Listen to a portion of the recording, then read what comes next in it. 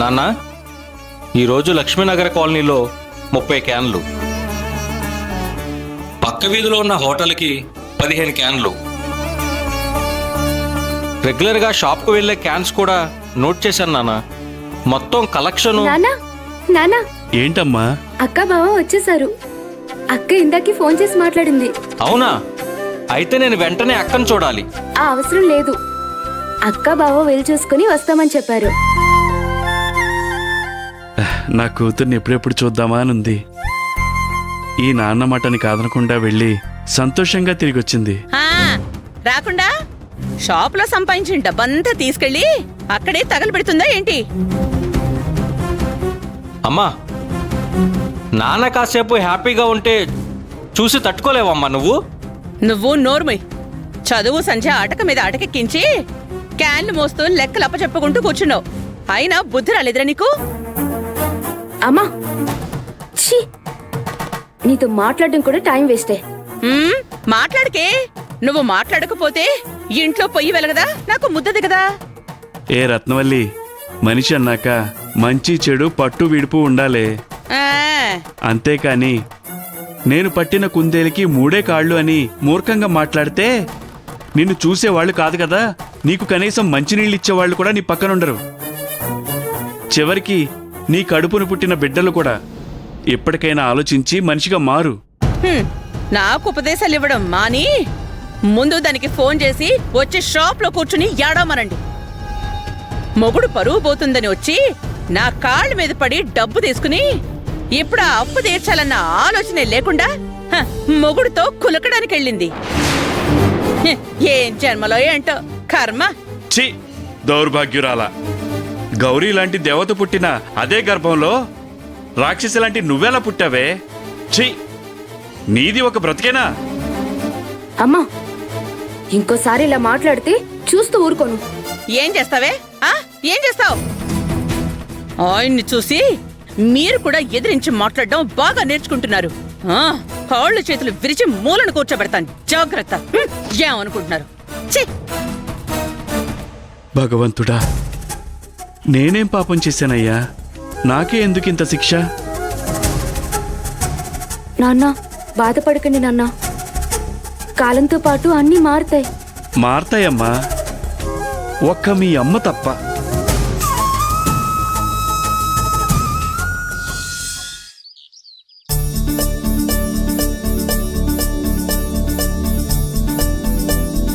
సప్తమి, అష్టమి, నవమి, దశమి. నాకు తెలిసి దశమి రోజు వీళ్ళిద్దరూ ఒకటై ఉంటారు కాబట్టి తప్పకుండా కొడుకే పుడతాడు. అపజయం లేని జయమ్మ జ్యోతిష్యం చెప్పే జయమ్మగా ఎప్పుడు మారిందబ్బా? ఏయ్, నానమ్మంటే ఏమనుకున్నావు? సకల కళా వల్లభి. అమ్మా, మీరాగండి. ఏంటమ్మా ఇదంతా? తిథులు తారీఖులు చూసినా చూడకపోయినా ఏడాది తిరిగేలోపు బిడ్డ పుడుతుంది కదా. ఏడాదేంట్రా ఏడాది? 9 నెలలే. చూస్తూ ఉండు, పండంటి మగబిడ్డ నట్టింట్లో పాకుతాడు. నో నో నో నో, మాకు పాపే కావాలి. అవును, నాకు కూడా పాపే కావాలి. ఇక చాలా ఆపుతారా? పాపైనా బాబైనా మనందరికీ ఒకటే. నా పెద్ద కొడుకు నన్ను తాతయ్యం చేయబోతున్నాడు. నాకది చాలు. జయమ్మా, నువ్వు జేజి జయమ్మవి కాబోతున్నావు. అవునే, 3వ తరాన్ని కూడా కవర్ చేయబోతున్నాను. So coming soon. ఏం ముసల్దానా, అక్కడ ఇద్దరి మధ్య ఏమైనా జరిగిందో లేదో, లేదంటే ఇంకేదన్నా జరిగిందో తెలియకుండా మురిసిపోతున్నావు. అమ్మా, నాకు బయట కొంచెం పనుంది, అది చూసుకుని త్వరగా వచ్చేస్తాను. అలాగేరా, నీ మనవడికి ఏ పేరు పెట్టాలో ఆలోచించుకుంటూ వెళ్ళు. అమ్మా, ఇది నీకే అతిగా అనిపించట్లేదా? మాట్లాడితే మీనింగ్ ఉండాలమ్మా. దానికి ఇంకా టైం ఉంది. వస్తాను. అయ్యో, నైటు డాబా పైన బట్టలు ఆరేసి మర్చిపోయాను. ఏ శైలజ, రావే, వెళ్ళి తీసుకొద్దాం. వెళ్ళండి వెళ్ళండి. ఈలోగా ముని మనవడు ఏ రోజు పుడతాడో లెక్కలేసి చెప్తా. నాన్నమ్మా ఇలాగే రోజు లెక్క పెడుతూ కూర్చుంటే లేట్ జయమం అయిపోతావు. ఆ అది పక్కన పెట్టి వెళ్ళి పని చూడు. నాకు తెలుసు, పోవే చిన్నదాన. పద పద పద. నిన్ను అమ్మా నీకేమన్నా మతిపోయిందా? వాళ్ళు హనీమూన్కి వెళ్ళి ఇప్పుడే వచ్చారు. ఇప్పుడే నువ్వు ప్రసవం బారసాల అని కలలు కనేసి భజన చేసుకుంటున్నావా? నీకు వేరే పని లేదా? ఏయ్, ఏంటే ఏంటే నోర్లేస్తోంది? గోతికాడ నక్క మొహందానా? ఆ?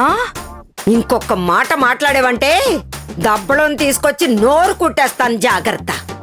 మాట్లాడకుండా కూర్చోవు, లేకపోతే వెళ్ళి గదిలో తగలడు. అంతేగాని నా ఆనందానికి అడ్డు తగలకు. అన్నీ తెలిసి నీ నోట్లో నోరు పెట్టాను చూడు. నా అది బుద్ధి తక్కువ. బుద్ధి తక్కువ కాదే, నీకసలు బుద్ధే లేదు. ఆ?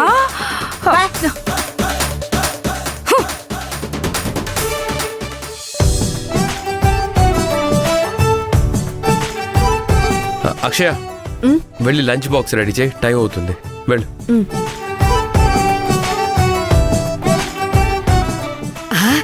మనవరాలా, ఇలా రా.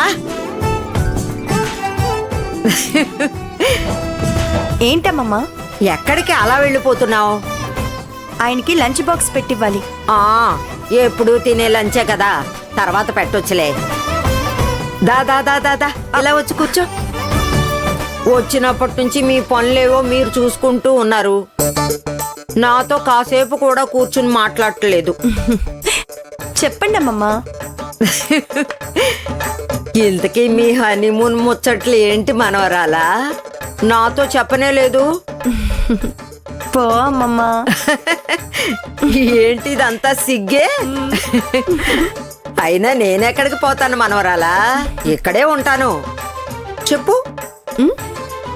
వాడి మీద రుసరుసలాడుతూ వెళ్ళావు కదా, అలాంటిది నీ కోపం ఎలా తగ్గింది? మీ ఇద్దరు ఎలా ఒకటయ్యారు?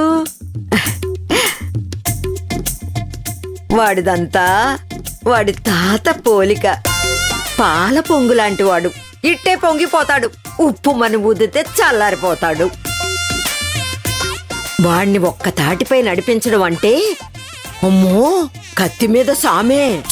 అదేం లేదమ్మమ్మా, ఆయన మనసులోకి తొంగి చూడాలే కాని మనం చెప్పింది చెప్పినట్టు వినే గొప్ప వ్యక్తిత్వం గల మనిషి దాగున్నాడు. కాకపోతే చిన్న పిల్లాన్ని ముద్దు చేసినట్టుగా చేయాలి, అప్పుడే మన దారికొస్తాడు. ఏదైతేనే నీలో ఉన్న సహనం ప్రేమతో మొండి ఘటాన్ని దారికి తెచ్చుకుని నీ బ్రతుకు పండించుకున్నావు. మాకది చాలు. అక్షయ బాక్స్ రెడీయా? పిలుస్తున్నాడు. రెడీ అండి. అమ్మమ్మ వెళ్ళి బాక్స్ ఇచ్చి అలాగే నేను షాప్ కి వెళ్తాను. అలాగే. హనీమూన్ వివరాలన్నీ నీకు తీరిగ్గా చెప్తాను. మళ్ళీ చెప్పాలి మరి. నా బంగారు తల్లి.